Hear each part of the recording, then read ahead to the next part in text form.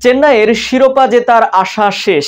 Chennai super কিংসের pace bowling line up এবার সাজানো হয়েছিল মুস্তাফিজুর রহমান ও মাথিসা পাথিরানাকে নিয়ে।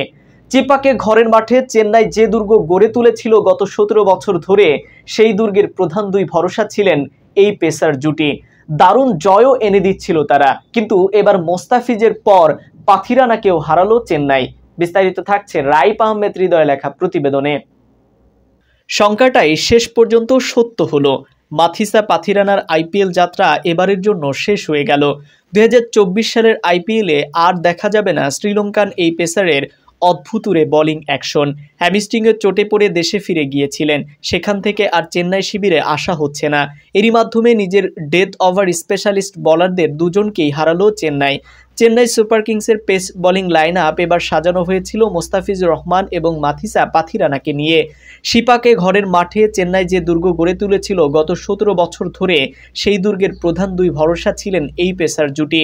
মুস্তাফিজ গত 2 মে দেশে ফিরেছেন জিম্বাবুয়ের সিরিজে অংশ নেয়ার জন্য। এরপরেই পাথিরানা পড়েন ইনজুরিতে।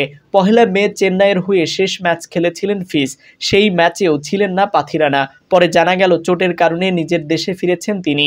এবার নিজ দেশে বসেই টুইটে চেন্নাই সুপার কিংসের চলতি বছরের জন্য বিদায় জানিয়ে দিলেন পাথিরানা। সংক্ষিপ্ত এই টুইটে পাথিরানা লিখেছেন, বিদায় নেওয়াটা কঠিন। এখন চেন্নাইয়ের ড্রেসিং রুমে আইপিএল শিরোপা দেখাই আমার একমাত্র ইচ্ছা। চেন্নাই থেকে যে ভালোবাসা পেয়েছি, দল থেকে যে আশীর্বাদ পেয়েছি, তা আমার জন্য কৃতজ্ঞতা। এবারে আইপিএলটা বেশ দারুণ কাটিয়েছে পাথিরানা। 6 ম্যাচে নিয়েছেন 13 উইকেট, ওভার প্রতি রান দিয়েছেন মোটে 7.68, উইকেট নিয়েছেন 13 গড়ে। অন্যদিকে মোস্তাফিজ 9 ম্যাচে নিয়েছেন 14 উইকেট। দলের দুই শীর্ষ বোলারকে একসঙ্গে হারিয়ে বেশ বড় ধাক্কাই খেতে হচ্ছে চেন্নাইকে। যদিও তাদের ছাড়াই নিজেদের শেষ ম্যাচে জয় তুলে নিয়েছে 5 বারের চ্যাম্পিয়নরা। সেই জয়ের পর চেন্নাই সুপার কিংস 11 ম্যাচে 12 পয়েন্ট নিয়ে উঠে এসেছে পয়েন্ট তালিকার 3য় স্থানে। পয়েন্ট টেবিলে তাদের সমান 12 পয়েন্ট আছে সানরাইজার হায়দ্রাবাদ এবং লখনৌ সুপার জায়ান্টদের।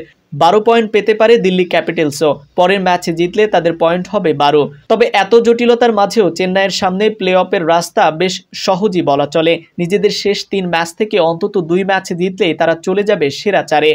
অন্যদিকে ধোনির খেলারই দরকার নেই, সাবেক সতীর্থের উপর ক্ষিপ্ত হরভজন। 42 বছরের মহেন্দ্র সিং ধোনি যেন নতুন করে নিজেকে চেনাচ্ছেন আইপিএলের 17তম আসরে এসে। এখন পর্যন্ত আইপিএলের সব কয়টি আসরেই খেলেছেন এমএসডি, তবে 17তম আসরটা আলাদা করে রাখতেই হচ্ছে।